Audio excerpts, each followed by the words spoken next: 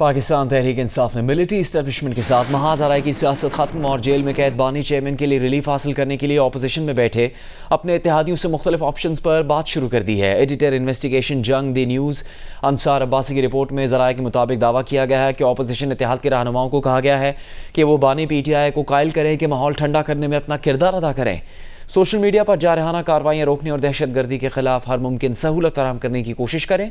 Report के मुताबिक barrister Gauhar Ali Khan ने कहा कि पार्टी अपने इत्तेहादियों से मुख्तलिफ ऑप्शंस पर बात कर रही है, ताहम उन्होंने कहा कि वो मीडिया पर इस बात की तफसीलात नहीं बता सकते। मुस्लिम लीग नून के रहनुमा राना सनाउल्लाह ने कहा कि बानी PTI अगर 9 मई के वाक़यात पर सिद्क़ दिल से माफ़ी मांग ले तो रिहाई मुमकिन हो सकती है। हालात कैसे आगे बढ़ेंगे? सियासी तौर पर हम सब अपनी अपनी जगह बंद गली में नहीं है। नहीं, देखे बंद गली में तो इमरान खान साहब भी सबको लेके गए हुए हैं ना। वो ये समझते हैं कि वो इस तरह से कोई इनकलाब ले आएंगे। नहीं, यहाँ पे इनकलाब आने के कोई चांसेस नहीं है।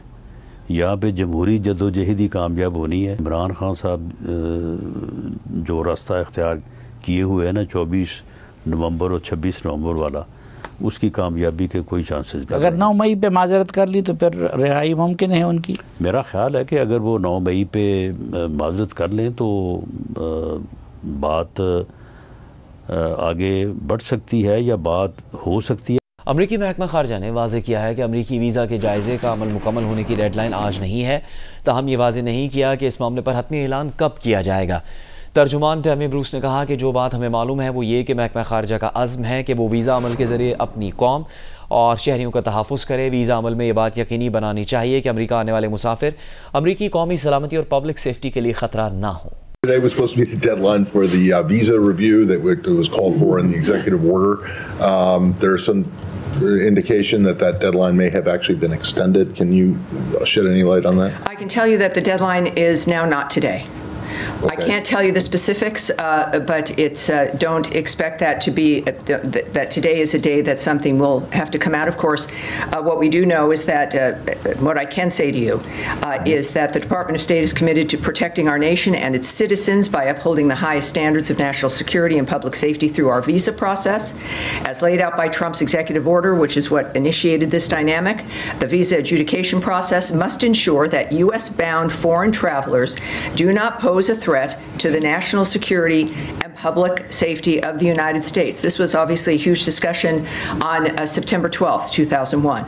And this is an issue that Americans care about and the nation's safety requires. The department, however, does not comment on internal deliberations or communications to the extent where, at least I can tell you that the deadline is not today. IMF ने असूली तौर पर FBR की दरख्वास्त पर property की खरीदो फरोख्त पर आयद विद होल्डिंग टैक्स की शरह अप्रैल 2025 से 2% कम करने की जुज़वी रियायत देने पर रजामंदी जाहिर कर दी है। ताहम फरोख्त कुनंदगान पर आयद विद होल्डिंग टैक्स की शरह बरकरार रहेगी। जंग और दी न्यूज़ में शाया होने वाली मेहताब हैदर की रिपोर्ट के मुताबिक बिजली के शोबे में सर्कुलर डेट को कम करने के लिए बैंकों से 1257 अरब रुपये इकट्ठे करने की इजाज़त भी दे दी गई है। रिपोर्ट के मुताबिक IMF ने प्रॉपर्टी खरीदारों पर फेडरल एक्साइज ड्यूटी कम करने पर भी इत्तेफाक किया है। FBR की दरख्वास्त पर IMF ने टैक्स का हदफ 60 अरब रुपये कम करने पर भी इत्तेफाक कर लिया है। वज़ीर आज़म शहबाज शरीफ सऊदी अरब का 4 रोज़ा दौरा मुकम्मल करके जद्दा से इस्लामाबाद पहुँच गए। दौरे के दौरान वज़ीर आज़म ने सऊदी वली अहद शहज़ादा मोहम्मद बिन सलमान से मुलाकात की। वज़ीर आज़म शहबाज शरीफ को गवर्नर जद्दा शहज़ादा सऊद बिन अब्दुल्ला बिन जलावी ने जद्दा एयरपोर्ट से रुखसत किया। दौरे के दौरान वज़ीर आज़म ने सऊदी वली अहद और वज़ीर आज़म मोहम्मद बिन सलमान से मुलाकात की। मुलाकात में दोनों रहनुमाओं ने तिजारत को फ़रोग़ देने, कलीदी शुबों में शराकत दारी को बढ़ाने पर तबादला ख्याल किया। वज़ीर आज़म ने सऊदी वज़ीर सरमाकारी से भी मुलाकात की। कराची में मंकी पॉक्स का पहला तस्दीक शुदा केस सामने आ गया है। मुतासरा मरीज़ के टेस्ट के नताइज मस्बत आए हैं। इसी बारे में बात करेंगे जियो न्यूज़ की नुमाइंदा शवाला असलम से। शवाला, क्या तफसील मिली है इस मुतासरा मरीज़ से मुतालिक?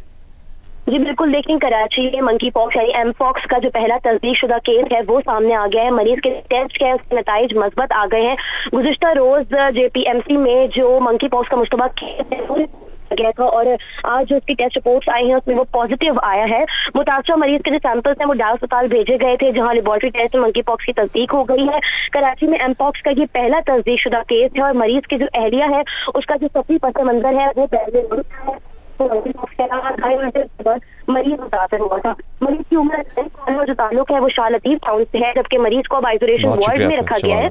और लाहौर में रमज़ान मुबारक के आखिरी अशरे में भी कीमतें कम नहीं की जा सकी। मुर्गी और चीनी की कीमतें बदसूर काबू से बाहर हैं। रोज़ेदारों को शदीद मुश्किलात का सामना है। देखिए इरम आवान से तफसील।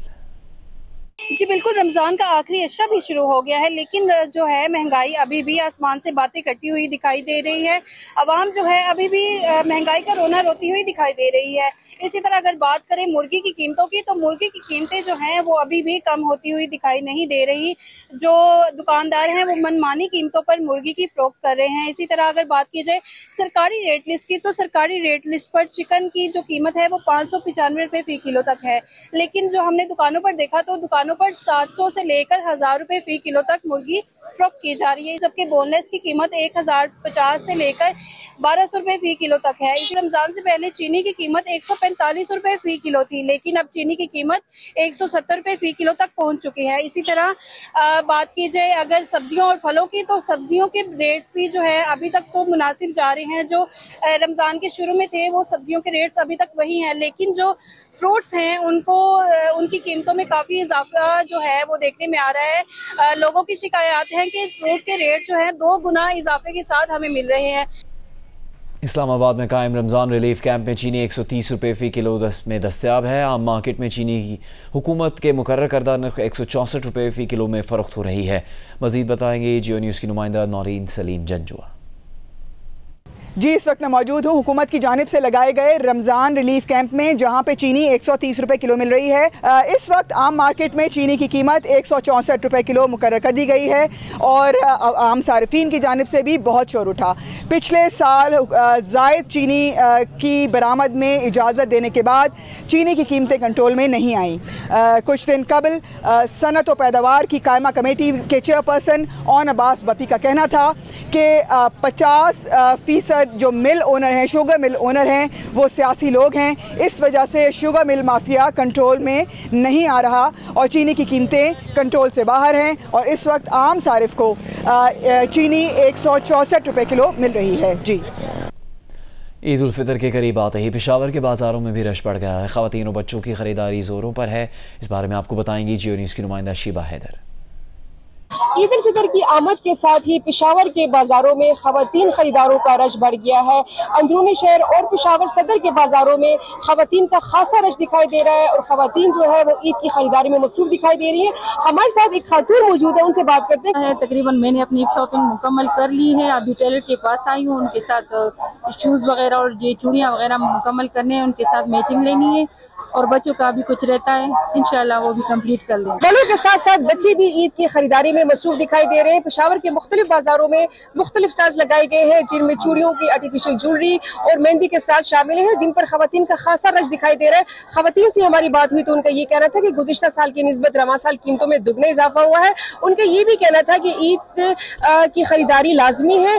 खवातीन की खरीदारी का ये सिलसिला 4 रात तक जारी रहता है। जी पानी के आलमी दिन पर दरिया सिंध से 6 मुजवज़ा नहरें निकालने के खिलाफ मजदूरों और किसानों की तंजीमों ने हैदराबाद में एहतजाजी रैली निकाली। रैली में चूड़ी की सनत से वाबस्ता मजदूर खवातीन की बड़ी तादाद ने शिरकत की। एहतजाजी rally Sindh agricultural general workers union, national trade unions federation Pakistan और home based women workers federation की अपील पर निकाली गई। एहतजाजी रैली के शुरका ने दरिया सिंध से नहरें निकालने के मुजवज़ा मनसूबे के खिलाफ शदीद नारे लगाए और हुकूमत से 1991 के मुआहदे के तहत पानी की तकसीम यकीनी बनाने का मुतालबा किया। रैली से खिताब में रहनुमाओं ने कहा कि अगर दरिया सिंध से ज़बरदस्ती नहरें निकाली गई तो इससे एक तरफ सिंध की लाखों एकड़ ज़मीन बंजर हो जाएगी तो दूसरी तरफ साहली इलाकों के माहीगीर फाके कशी पर मजबूर हो जाएंगे। जुडिशल मजिस्ट्रेट जनूबी की अदालत ने मुस्तफ़ा आमिर के अगवा और कत्ल केस में मुल्ज़िम अरमगान के एतराफ़ी बयान की दरख्वास्त मुस्तरद कर दी। मुल्ज़िम अरमगान ने पहले एतराफ़ जुर्म किया, फिर इनकार कर दिया। मुल्ज़िम को अदालती रिमांड पर जेल भेज दिया गया है। देखिए अमीन अनवर की रिपोर्ट। मुस्तफ़ा आमिर कत्ल केस के मरकजी मुल्जिम अरमगान को एतराफ़ी बयान रिकॉर्ड कराने के लिए जुडिशल मजिस्ट्रेट जनूबी की अदालत में पेश किया गया। मुल्जिम ने अदालत को बताया कि उसने मुस्तफ़ा आमिर को ज़ाती तनाज़े पर कत्ल किया, इसके लिए कोई मनसूबाबंदी नहीं की थी, ये अचानक किया जाने वाला इकदाम था। इस पर अदालत ने मुल्जिम अरमगान को बताया कि वो फर्स्ट क्लास जुडिशल मजिस्ट्रेट के सामने है, एतराफ़ जुर्म करने या ना करने की सूरत में भी उसे जेल भेज दिया जाएगा, जिस पर अचानक मुल्जिम अरमगान ने कहा कि वो कोई एतराफी जुर्म नहीं करना चाहता, उसे फंसाया जा रहा है। उसने तो सिर्फ गाड़ी के अगले हिस्से में आग लगाई थी। अल्लाह चाहता तो मुस्तफ़ा आमिर को बचा लेता, मगर उसके नसीब में ही मरना लिखा था। वो बस थोड़ा बहुत इस पे शरीक है। मुल्जिम ने मजीद कहा कि पुलिस की जानिब से उस पर काला जादू करवाया जा रहा है। अदालत ने कहा कि मुल्जिम की ज़हनी हालत ऐसी नहीं कि एतराफी बयान रिकॉर्ड किया जा सके। अदालत ने तफ्तीशी अफसर की दरख्वास्त मुस्तरद करते हुए मुल्जिम को इंसदाद दहशतगर्दी अदालत में पेश करने का हुक्म दिया, जहाँ उसे अदालती रिमांड पर जेल भेज दिया गया। अमीन अनवर, जियो न्यूज़, कराची। इसराइल ने गाज़ा के साथ लबनान पर भी हमले शुरू कर दिए हैं। जनूबी लबनान में बमबारी, 2 अफराद जाँ बहक हो गए, 8 ज़ख्मी हुए हैं। आज सुबह लबनान से इसराइल पर 3 रॉकेट फायर किए गए। इसराइली फ़ौज ने रॉकेट हमला नाकाम बनाने का दावा किया है। गाज़ा में बमबारी से 48 घंटों में मज़ीद 130 फ़लस्तीनी शहीद हो चुके हैं। 5 रोज़ में शहदा की तादाद 630 से ज़्यादा है। 1,20,000 से ज़्यादा फ़लस्तीनी दोबारा दरबदर हो चुके हैं। अक़वाम मुत्तहिदा इंसानी उमूर एजेंसी ने गाज़ा की बदतरीन इंसानी सूरत हाल पर शदीद तशवीश का इजहार किया है। इमदाद की फौरी बहाली का मुतालबा किया गया है। ट्रंप इंतज़ामिया ने लातीनी अमरीकी ममालिक से आए लाखों तारकीन वतन की कानूनी हैसियत मनसूख करने का ऐलान किया है। इमिग्रेशन हुकाम ने 5 लाख से ज़्यादा तारकीन वतन को अमरीका छोड़ने की हिदायत कर दी है। बसूरत दीगर गिरफ्तारी और जबरी बेदखली से खबरदार किया गया है। वज़ीर आज़म शहबाज शरीफ ने कहा है कि आए स्वात के पहाड़ों से लेकर गवादर के साहिलों तक सब पाकिस्तानी मुत्तहद हो जाएं। वज़ीर आज़म शहबाज शरीफ ने कहा कि आज 22 मार्च को हम सब रात 8:30 पर लाइट्स बंद करके आगही और शऊर पैदा करेंगे।